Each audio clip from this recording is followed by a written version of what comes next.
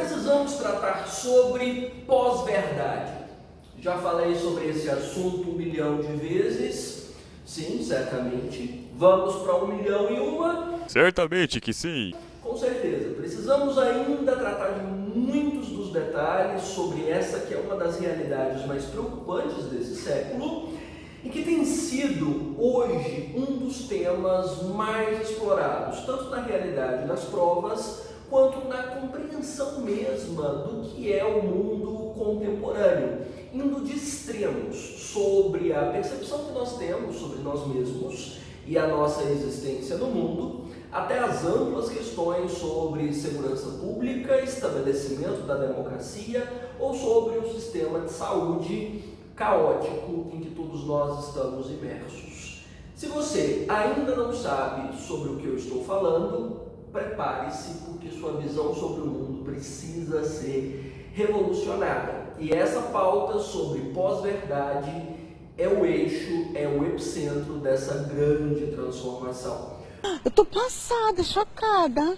Bom, para nós começarmos essa conversa, eu posso te dizer que o que tem acontecido com as informações nos últimos tempos é semelhante à saturação de uma colônia de bactérias.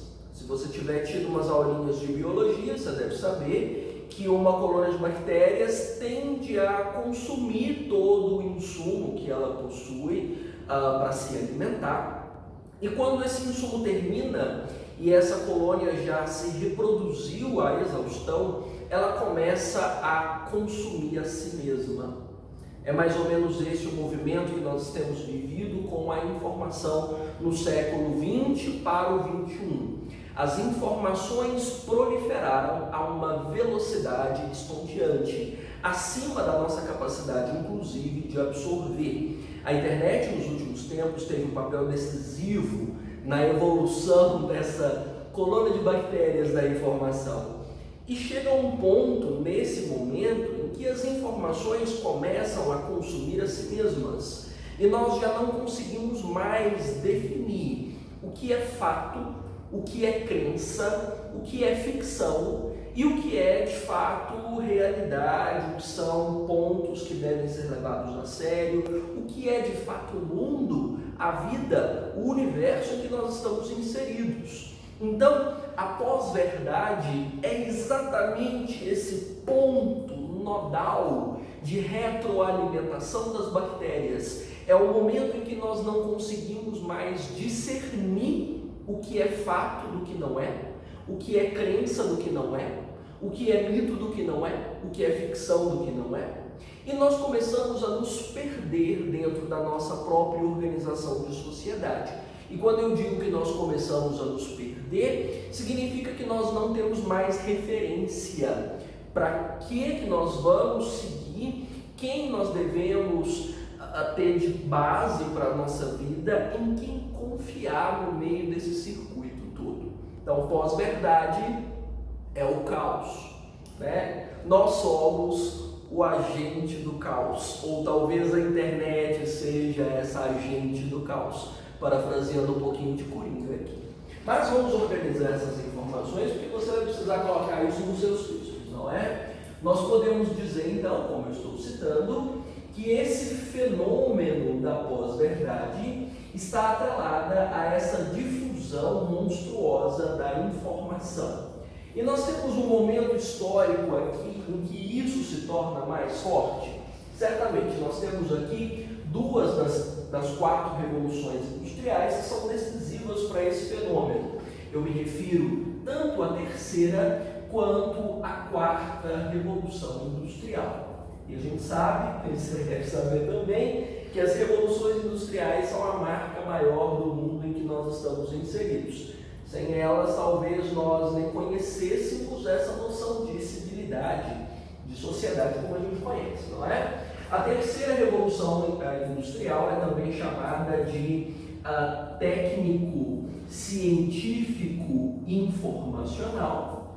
E você já vê aqui que há 2 matrizes que pesam muito para a difusão da informação. A matriz científica e a matriz de informação. Para ser mais claro, é nessa terceira revolução industrial que algumas coisinhas que são hoje para nós tão comuns quanto esgotamento ou, sei lá, uma cama com colchão em casa, é a presença da TV, é a presença de telefonia e é o surgimento da internet dentro da sociedade civil. É o surgimento, mas se atente para que não é a popularização. Internet surge aqui, sim, na virada dos anos 90, dos anos 2000, mas ela não é para todo mundo. E ela não revoluciona as nossas relações sociais ou o nosso diálogo com o conhecimento de forma tão intensa. Você já deve ter ouvido falar aí, provavelmente se você está na casa dos 20, seus pais já devem ter comentado. E se você está na casa dos 30, provavelmente você viveu o processo de internet de escada, de frequentar lan house, e de, obviamente, ter computador como uma peça de luxo em casa. Não era para todo mundo. E era, digamos assim, um acesso à informação estático. Estava em casa, de acesso ilimitado, que era caríssimo. Então, significa que o alcance, o acesso ainda era muito pequeno e não chegava a revolucionar tanto a nossa relação com a informação. A TV, sim, certamente, e a telefonia também gera uma mudança significativa, porque elas trazem o imediatismo da informação e já começam a colaborar para dois dos fenômenos que nós mais vamos discutir. Já vou colocar os dois aqui como uma prévia. Primeira questão é a quantidade. Nós já começamos a receber uma quantidade muito maior de informação e nós continuamos com a mesma capacidade de processamento, isso não foi alterado. É mais, mas não significa que eu tenho capacidade de digerir tudo, né? E nós começamos com o que se denomina infoentretenimento, de uma mistura cada vez maior de informação com diversão. O que importa não é o conhecimento em si, o que importa é que ele seja, digamos, consumível, divertido, agradável. O real, muitas das vezes, é chato, não é? A vida comum é chata, é maçante. Então por que a gente não coloca o glitter aí, né? Por que a gente não melhora esse real? Então, esse up no real começa a acontecer a partir da televisão. Pense, por exemplo, nos seus programas preferidos de auditório, nos talk shows, nos realities que você assiste. É uma espécie de realidade aumentada. Não são os fatos tais como eles são os fatos como eles parecem mais agradáveis para nós, mais divertidos, intensificados. Talvez o exemplo mais prático disso no cenário brasileiro seja da telenovela. A telenovela foi extremamente popular no Brasil dos anos 90 até 2010 e de 2010 em diante, com a proliferação dos serviços de streaming e os canais de TV a cabo, nós começamos a consumir séries. Mas tanto as telenovelas quanto séries e seriados trabalham com esse infoentretenimento, que é uma realidade aumentada, melhorada, dramatizada para nós consumirmos, né? Quem fala de infoentretenimento é a Susan Jacob, mas você encontra essa mesma relação de infoentretenimento em pensadores mais populares entre nós. Você encontra essa mesma concepção em Guy Debord, quando Guy Debord fala de uma sociedade do espetáculo.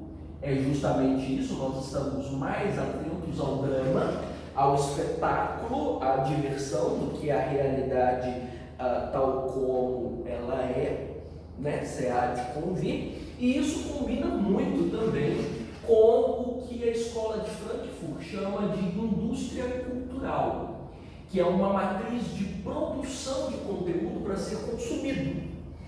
Não necessariamente bom para as pessoas, mas aquilo que elas querem, né?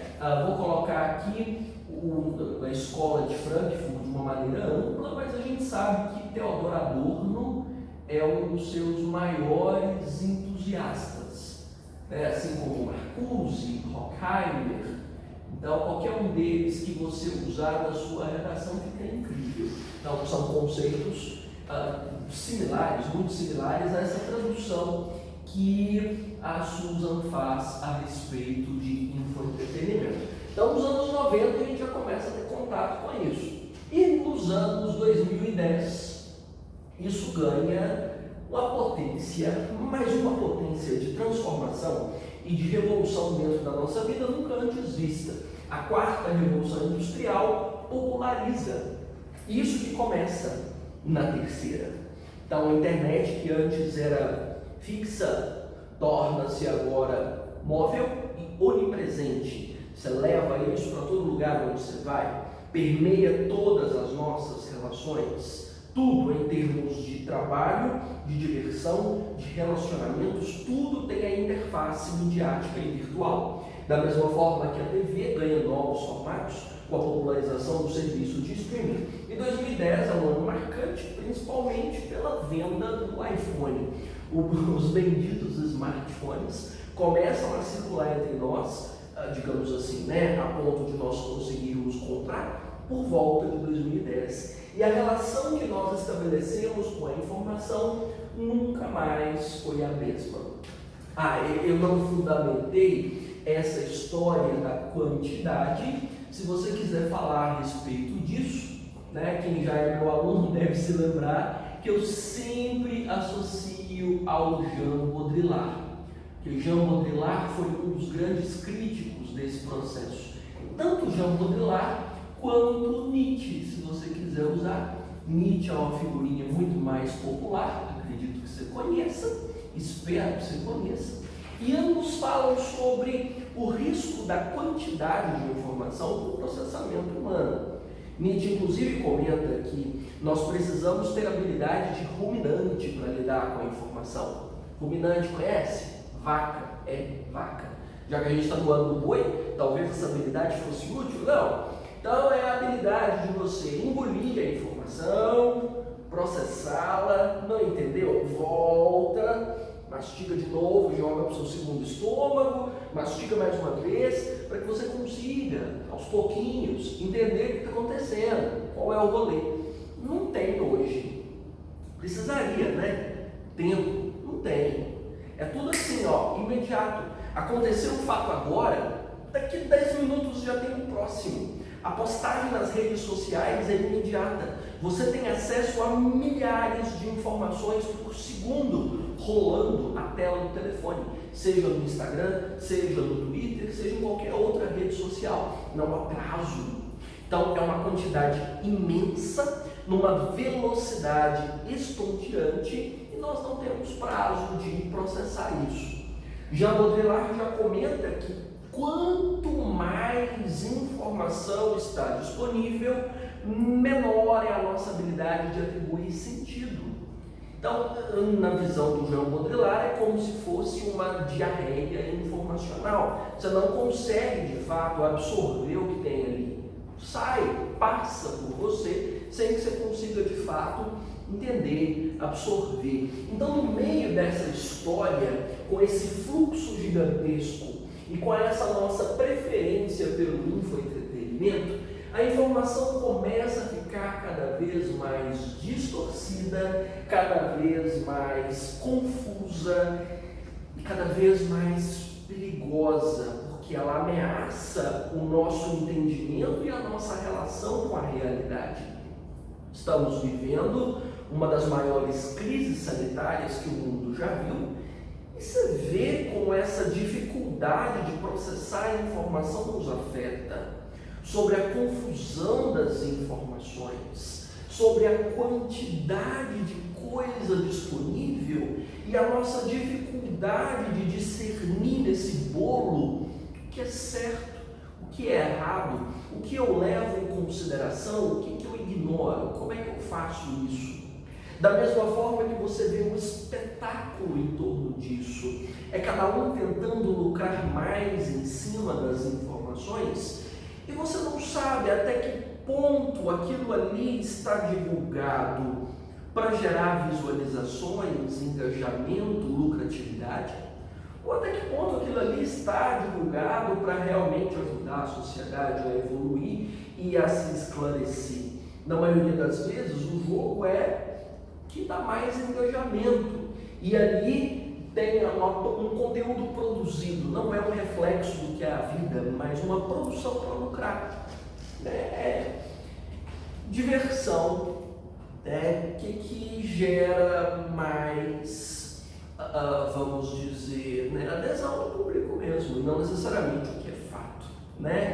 Então, infelizmente, nós, ao longo dos anos 90, 2000, 2010, nós ficamos bastante empolgados por uma possível democratização do conhecimento, porque a gente acreditou de fato que a partir do momento que esses suportes se tornassem populares, como redes sociais, internet e os próprios hardwares, cada vez mais sofisticados e cada vez mais baratos, tornariam o conhecimento mais acessível. Mas não houve de fato uma democratização do conhecimento.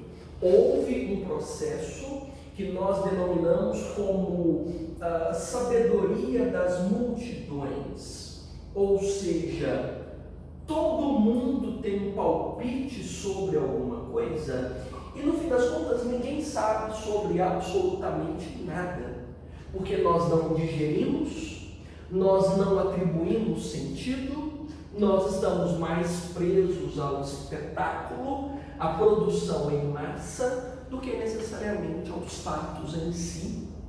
Então, é uma ilusão, Não tem conhecimento democratizado, tem um bando de opinião divulgada só. Então, essa sabedoria das multidões não deixa claro para nós o que são fatos ou o que são opiniões, ou as opiniões muitas das vezes têm o mesmo peso dos fatos. Discernir isso está cada vez mais difícil, cada vez mais complicado. Aí talvez você pense, assim como eu também muitas das vezes me questiono, mas se tem mais informação, se tem essa quantidade louca e uma velocidade cada vez mais estonteante de matrizes de conhecimento na rede, é só eu consultar alguém que saiba para me ajudar a separar o que presta do que não presta. Então, seria o ideal.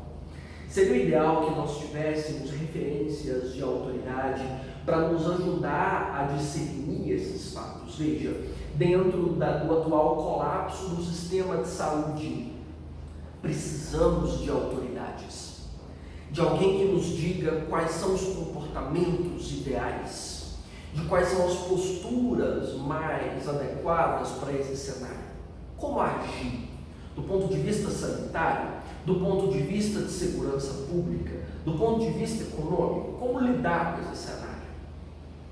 Aí é que nós entramos, talvez, um dos maiores problemas desse século, a tão denominada crise de confiança nas autoridades, a crise de confiança nas instituições, a crise de confiança em quem possa ser guia para a organização dessa sociedade. Nós não acreditamos em ninguém.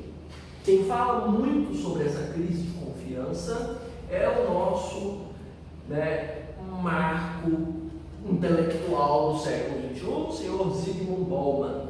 Fukuyama também fala muito disso, da lenta erosão das instituições. Você deve sentir ou notar isso com frequência. Nós acumulamos um nível cada vez maior de frustração com as autoridades. Nós não acreditamos que autoridades políticas, por exemplo, tenham autoridade para definir uma política pública adequada para nos ajudar a viver em sociedade. Nós não acreditamos que médicos, epidemiologistas tenham formação boa o suficiente para dizer o que fazer nessa época. Nós não acreditamos que professores e intelectuais estejam suficientemente engajados com essa realidade para direcionar o que fazer nesse mundo. Nós estamos paulatinamente abrindo mão dessas autoridades, abrindo mão dessas referências para ouvir uma intuição distorcida que nós juramos que é sensata, né? Ou seja, essa crise de confiança está pautada por esse circuito frequente de frustração, né, com essas instituições. Nenhum de nós acredita que elas tenham autoridade bastante, seja pela corrupção pela qual foram denunciadas, sejam pelos erros, né, que foram cometidos ao longo do tempo, né? Então, existe aqui uma frustração calcada nesse erro, e nós temos uma dificuldade muito grande de entender o que é a humanidade. Nós esperávamos que as autoridades fossem deuses e fossem figuras acima da falha, acima do erro. E nós não aceitamos dialogar com o erro. Nós não aceitamos tentar entender o que motiva a ciência. Não. A ciência falha, essas autoridades falham, nós simplesmente as cortamos do nosso circuito de confiança, né? E, claro, essa crise de confiança tem sido motivada ao longo do tempo também, digamos, por uma falência das instituições. Ao longo do processo que forma essa sociedade, as instituições tradicionais foram perdendo credibilidade. Se você for pensar, por exemplo, nas grandes guerras que marcaram todo o século XX, que vai desde a Primeira Guerra Mundial até, por exemplo, o conflito no Irã-Iraque. Esse processo todo, que passa pela Primeira, Segunda, pela Guerra Fria, né, pela Guerra no Vietnã, todas as amplas crises que marcaram o século XX, a crise de 29, a crise de 80 no Brasil, a nossa ditadura militar, tudo isso fez com que nós fôssemos aos poucos rompendo com instituições que para nós não faziam mais sentido. Então, com o passar do tempo, a tradição perde valor. E nós começamos a entender que a verdade que essas instituições sempre defenderam, sempre divulgaram, na verdade nada mais são do que pontos de vista. Que o que essas instituições dizem não é o retrato do que o mundo é. É só um ponto de vista sobre essa realidade. Quem traz isso, inclusive, no campo científico é o Jacques Derrida, que é considerado um dos maiores precursores do que ele chama de desconstrução, de relativização da verdade, né? Então, nós temos vivido desde o século XX esse processo franco de desconstrução. Então, o que falam na política, o que falam na igreja, o que falam na família, o que falam na universidade, para nós, aos poucos, passa a perder o status de autoridade, passa a perder o status de verdade. É só mais um ponto de vista. Você entende o perigo disso? Nós estamos mergulhados num mar profundo e revolto de informações conflitantes, na maioria das vezes, eivadas de opiniões misturadas com fatos. E nós não temos uma instituição, um apoio, uma boia salva-vidas no meio desse caminho que possa nos dar alguma sustentação. Nós não temos um vislumbre da terra firme para onde nós estamos nadando, navegando no meio desse processo. A gente vai na onda. Tem uma onda para cá que parece favorável, a gente acompanha. Tem uma tia do Zap que mandou um outro fato lá a gente vai, e nisso nós não temos um rumo fixo, ou uma certeza, ou uma referência de autoridade. Seguimos, e nisso a maioria se perde, a maioria mergulha em extremismos, a polarização política que marca essa época, em discursos que muitas das vezes podem ferir direitos humanos, ou em discursos que, na tentativa de proteger as pessoas, se tornam mais agressivos ainda do que os próprios agressores, né, que é o velho paradoxo da tolerância do Karl Popper. Então, nós estamos meio perdidos nisso, sabe?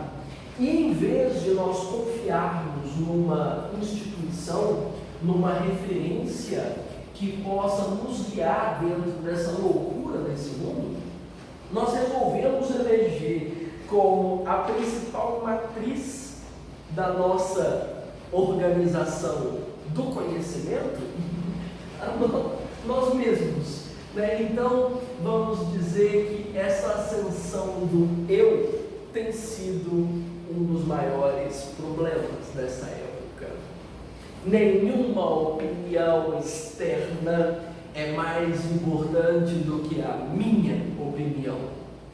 Nenhuma verdade dita por um núcleo científico, político, intelectual é mais importante do que a minha verdade pessoal e a minha observação sobre o mundo.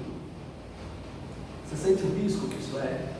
Então, nós vivemos uma cultura do narcisismo muito forte, combinada com essa crise de confiança. Quem fala demais, um dos teóricos responsáveis por essa discussão, é o Christopher Lasch. Christopher Lasch é a maior autoridade hoje que se diz respeito a narcisismo contemporâneo. Então, é informação demais, é confiança de menos e é egolatria transbordando por todos os buracos. Então, a única referência que nós temos a respeito de como nos guiar no meio disso é um instinto pessoal que não se guia por nada que seja externo. Alguns chamam isso de liberdade. Eu prefiro chamar de ignorância mesmo, porque no fim das contas, essas pessoas estão perdidas na crença da própria onipotência, né? Nós criamos mini-deuses. Essas pessoas se enxergam como deuses. Você deve perceber isso, porque esse fenômeno de pós-verdade é muito forte em redes sociais mais treteiras, feito Twitter, né? Onde a treta reina. Você já deve ter visto como as pessoas falam, no sentido de elas serem especialistas naquele assunto, sem margem para dúvida, sem margem para questionamentos, sem consultar uma opinião mais forte ou mais poderosa do que elas mesmas. Elas tentam sustentar uma marca muito forte de eu sou a referência nesse assunto, e você vê essas pessoas escrevendo e discutindo como se elas fossem autoridades, como se diz hoje. Acho que o último que falou sobre isso foi Humberto Eco, né? A internet é um grande portal para idiotas, porque todo mundo acha que é um grande intelectual. Todos acreditam serem grandes intelectuais. E para isso basta ter uma opinião sobre as coisas, mais nada, né? Então, nós criamos uma marca muito grande desse eu. Inúmeros teóricos discutem a força desse eu no mundo contemporâneo, na formação dessa sociedade. Uma das referências de que eu mais gosto sobre a ascensão desse eu é a da Hannah Arendt. A Hannah Arendt discute muito sobre como o século XX criou uma postura de self, nas palavras dela, é o conceito dela. É quando esse eu se torna mais importante do que o nós. Ou seja, aquilo que é bom para mim é mais valioso do que o que é bom para a coletividade. Aquilo que eu sinto mais conveniente para a minha forma de vida e de pensamento é, claro, muito mais importante do que aquilo que faz mais sentido para o todo. Então nós entramos numa dinâmica de conveniências, de favorecimentos, de conforto. Nós adotamos aquilo que é mais confortável para nós. Não existe a renúncia. Por que eu estou dizendo sobre a renúncia aqui? Porque quando se trata de conhecimento, de informação, a gente tem que lidar com o incômodo das coisas que não são, vamos dizer, iguais a nós mesmos, que não são o nosso reflexo. O tempo todo. Você lida com perspectivas que chocam com a sua matriz de moralidade, com a formação que você teve na infância, com as suas referências de sociedade, com tudo. Isso é algo constante. E crescer, do ponto de vista social e intelectual, envolve um constante incômodo, um desconforto permanente. Crescer dói, porque o tempo todo você vai ser confrontado com o desconhecido e com aquilo que não combina com o que você já é.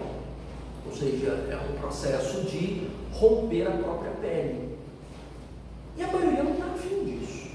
Nós estamos negando esse desconforto constantemente. Então, se é em nome do coletivo, eu não preciso disso. A minha concepção de mundo é suficiente para eu me organizar enquanto indivíduo. Eu não preciso lidar com o diferente. Eu posso me reservar a minha visão pessoal de mundo. Isso me lembra muito também o que Georg Simmel chama de atitude blasé. Georg Simmel é um dos membros da escola de Chicago, e essa escola de Chicago é responsável por estudar esses fenômenos urbanos mais contemporâneos. E segundo Georg Simmel, nós desenvolvemos uma atitude de indiferença. Blasé significa indiferença. Então não importa se isso é bom para os outros ou não, importa o que é bom para mim. Eu não conheço essas pessoas, eu não tenho laço com essas pessoas, minha vida não acontece na casa delas, então eu tenho que me reservar aquilo que é bom para mim mesmo. Então, você percebe aqui nessa cultura do narcisismo, sobre a qual eu estou dizendo, a formação de bolhas. Ou seja, você vive dentro da sua bolha, você dialoga com pessoas que compartilham da sua bolha, e tudo que está fora dessa parede imissível da sua bolha é considerado errado, é considerado ruim. Você não se dá nem a possibilidade de pensar sobre, né? Não, está errado, porque não reflete o eu. Afinal de contas, na fala do Caetano Veloso, Narciso acha feio tudo que não é espelho. Nós só gostamos daquilo que reflete a nossa própria imagem, e nesse caso, que reflete as nossas próprias ideias. Então, as informações vão sendo disseminadas em bolhas. O que é verdade para mim, é verdade para mim e para a bolha onde eu estou.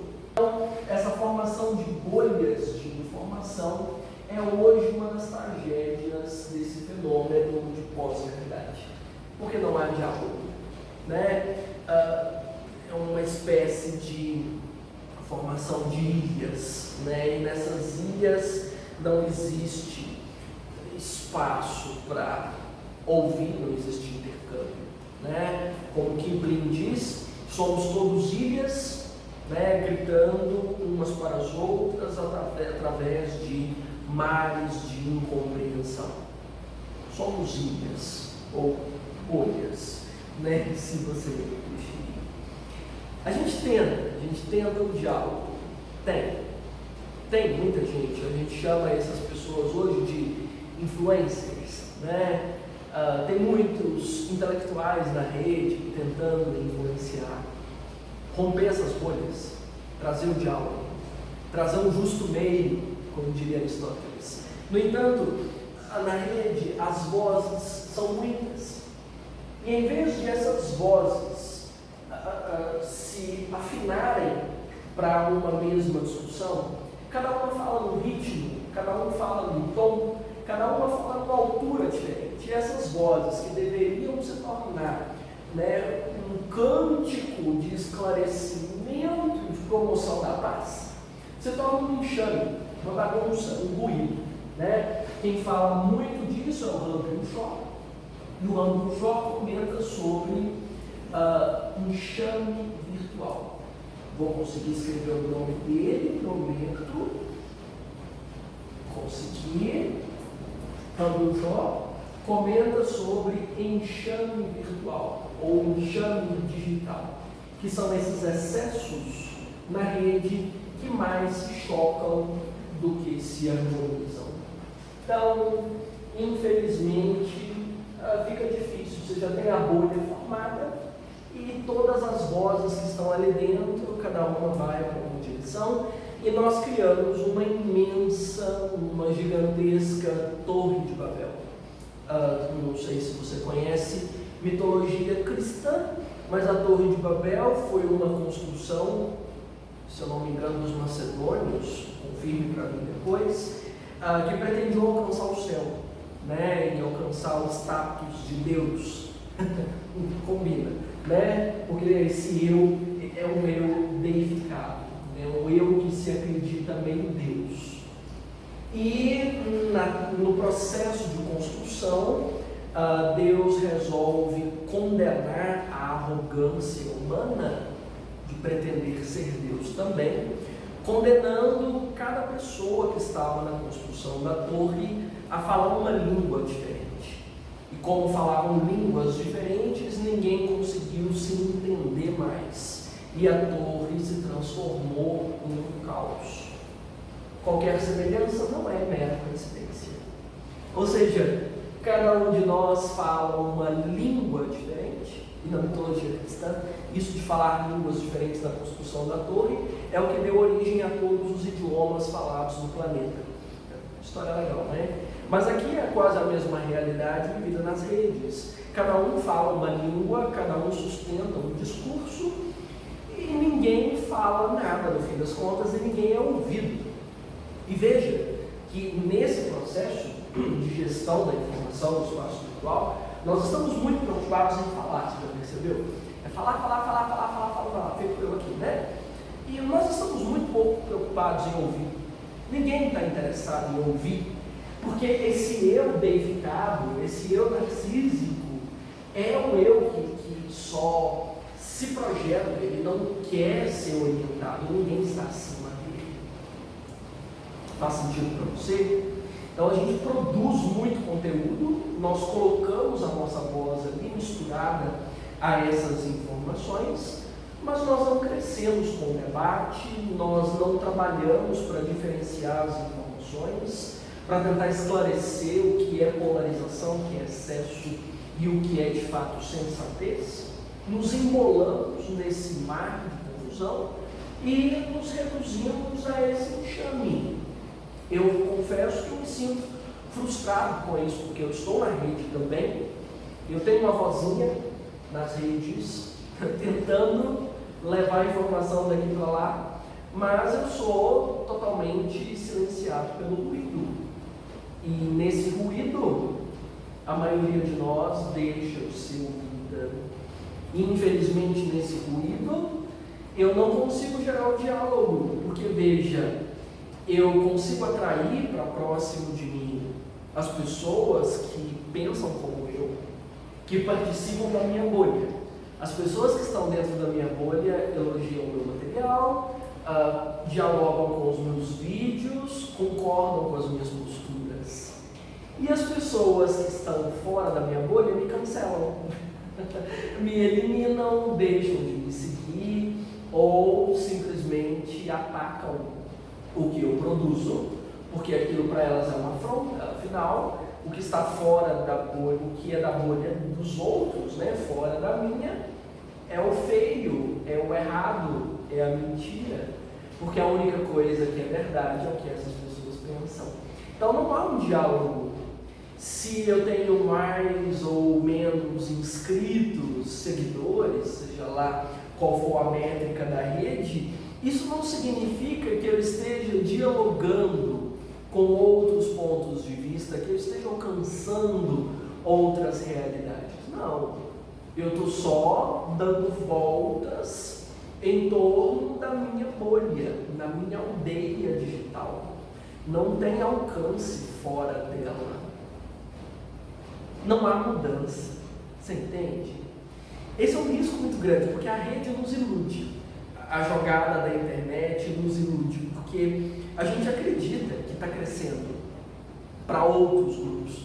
A gente acredita que está formando pessoas para uma possibilidade de diálogo. Mas não, nós estamos só aproximando as pessoas que já pensam como nós. Não é um trabalho de transformação. Eu estou só juntando os iguais. Né? Frustrante. Sem dúvida, bastante frustrante. E nisso, nós somos uma massa de manobra muito maleável, né? Na formação dessas bolhas, para entrar numa bolha ou outra. O que nos faz massa de manobra? A primeira coisa que eu tinha comentado no início, o excesso, né?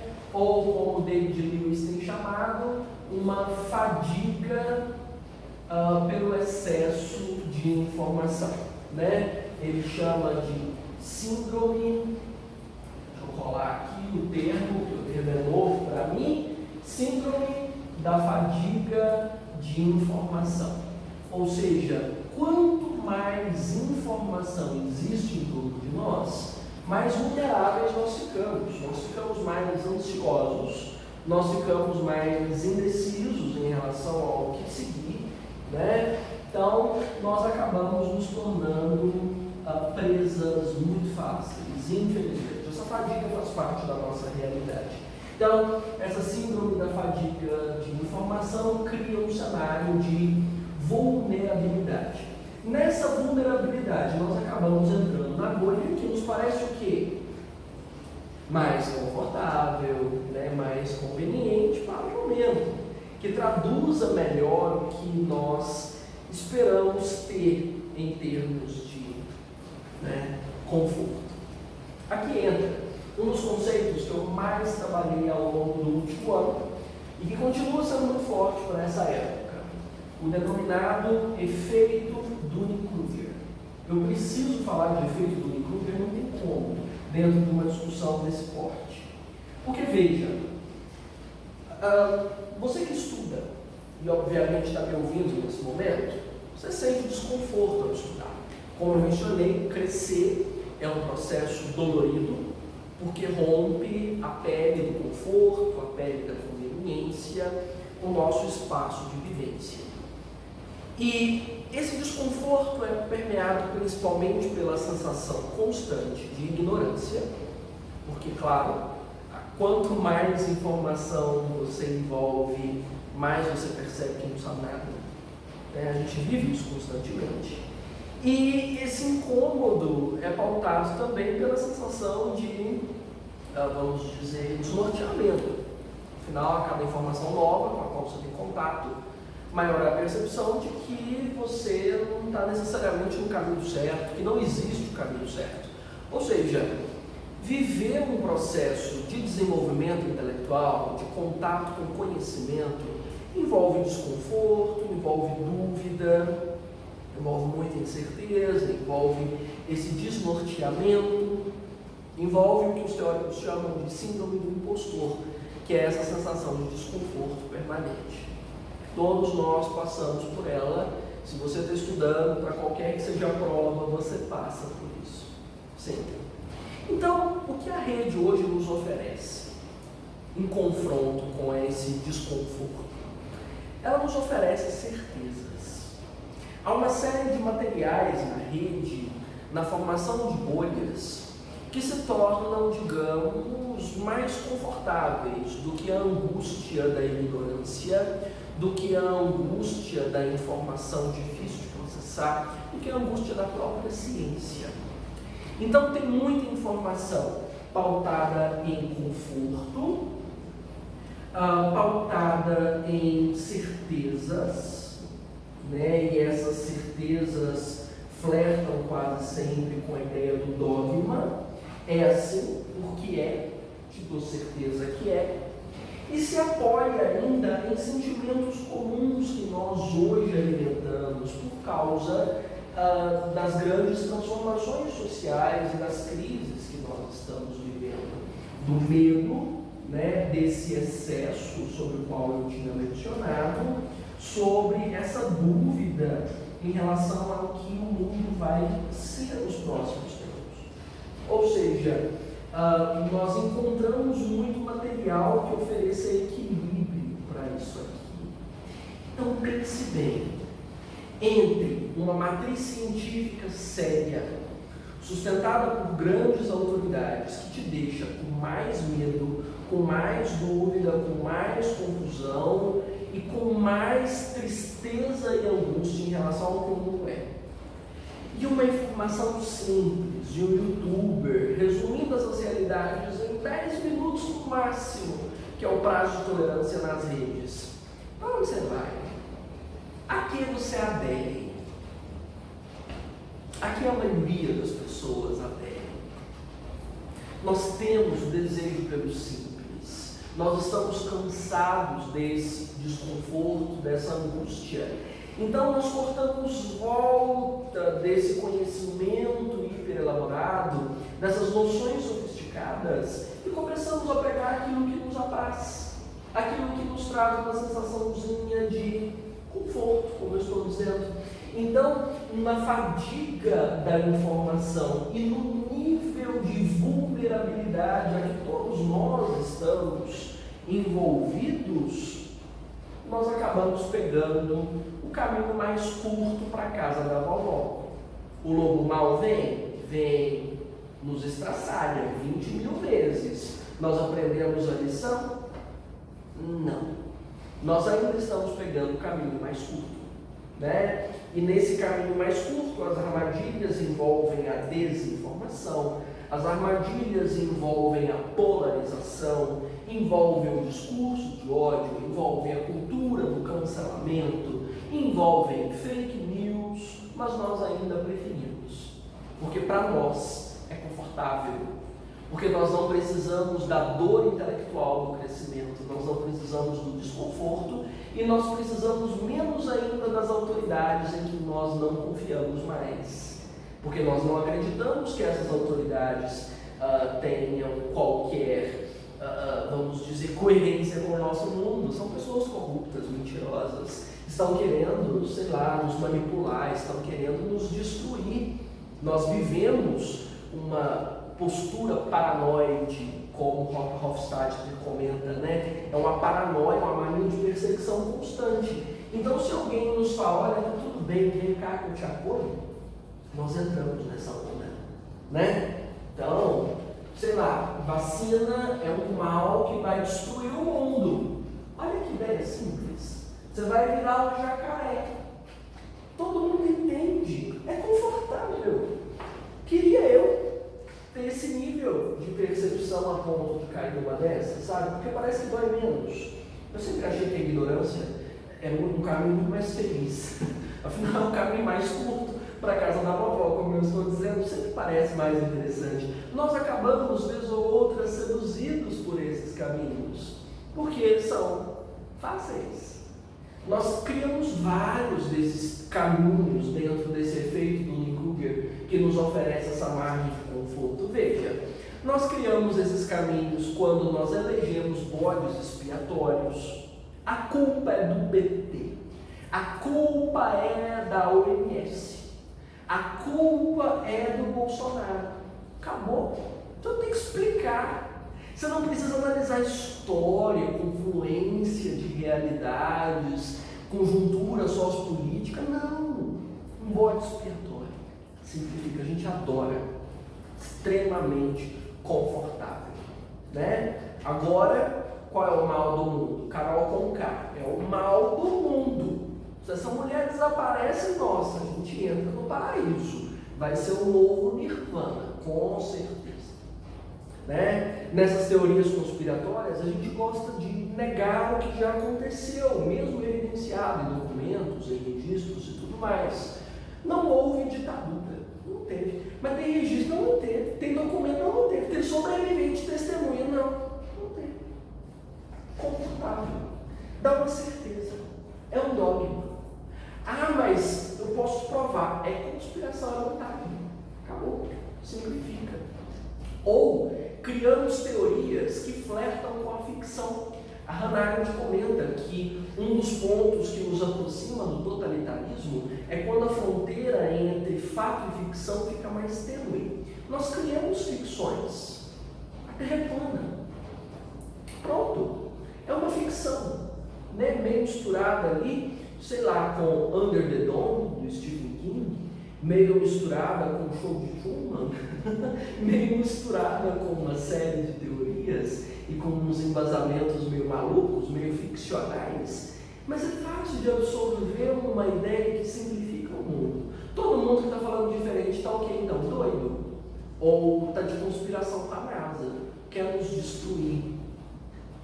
Você está entendendo o jogo? Então o jogo é simplificar. O jogo é facilitar. Principalmente para pessoas que já não estão mais com grande capacidade de entender as coisas. Que estão extremamente vulneráveis pelo momento difícil que nós estamos. Com a resistência psíquica a zero. Já.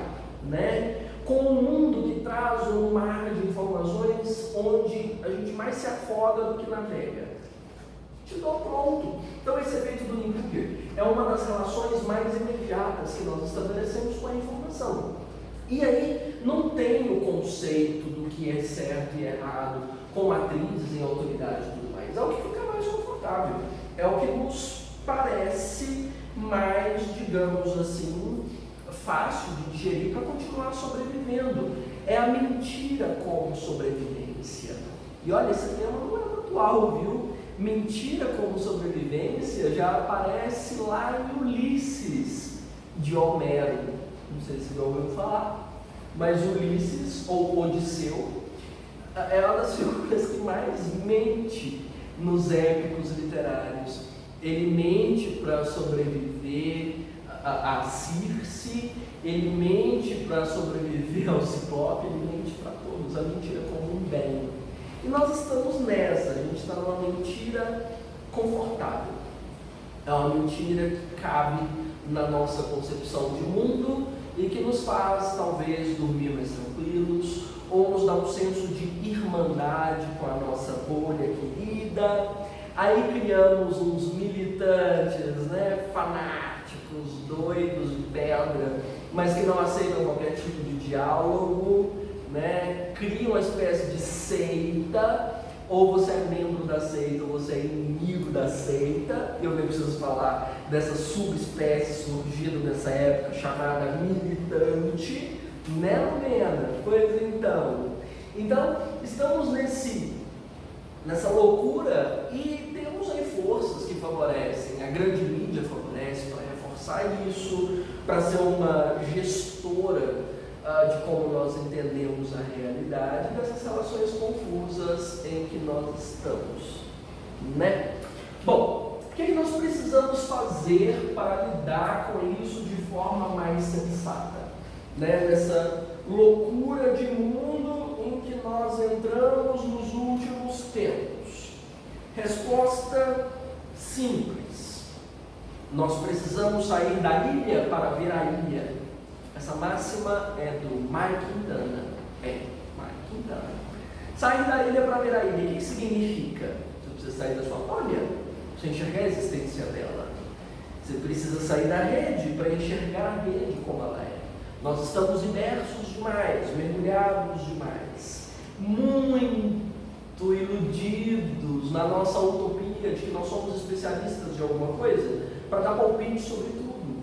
É sair dessa posição e conseguir encontrar os fatos tais como eles são. Sair dessa dinâmica de valorizar mais o popular do que o científico, né? Que nós colocamos o popular muito maior do que o importante, de fato.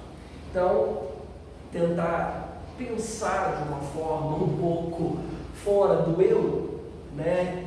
Na ilha, e um pouco mais crítica e sensata, talvez, né? Você não precisa de se apegar tão confortável para sobreviver, você é capaz de mais do que isso. Então, a resposta sobre sair da ilha envolve uma matriz maior de criticidade. E você sabe que caso você esteja produzindo para Enem, envolve um circuito educacional mais forte em torno disso aqui. especificando uma intervenção modificadora, você vai trabalhar essa criticidade dentro de quase todas as disciplinas escolares, como um eixo transdisciplinar. Então, passou da hora de esses assuntos entrarem na escola. Se eu conseguir escrever a palavra disciplinar. Então, de trazer essa pauta de percepção de mundo para a criança, para o adolescente, seja lá para qual eixo. É o eixo transdisciplinar que deve alcançar todos os níveis de formação. De entender, olha, essa sua postura, ela surge por quê? Você está conseguindo enxergar que você vive numa sociedade, não uma bolha? Que existe mais espaço no mundo do que as paredes do seu quarto? Você consegue enxergar que uma treta de rede social não é um reflexo do que o mundo é? De que a sua opinião não é maior do que a de um cientista, de uma referência, de um intelectual? Você tem noção de que você não sabe nada, de que você é burro? A sensação da ignorância, inclusive, pode ser extremamente útil para nos ajudar a perceber, ou pelo menos nos ajudar a ouvir, e não ser só manobra do enxame, né? Então, trazer isso como um eixo transdisciplinar para a matriz comum curricular pode ser um caminho interessante para nos abrir os olhos para essas realidades, né? Então, você pode defender isso aqui como uma reforma de currículo urgente para o trabalho escolar, seja ele remoto, como tem sido feito nesse momento, seja presencial, como nós torcemos que aconteça em breve. É preciso haver urgentemente uma reforma do currículo escolar. Talvez assim nós consigamos aproveitar mais o acesso a essas informações em vez de sermos consumidos por elas. Afinal, essas bactérias podem ainda proliferar numa cultura, vamos dizer, organizada, ou numa cultura monitorada, menos caótica.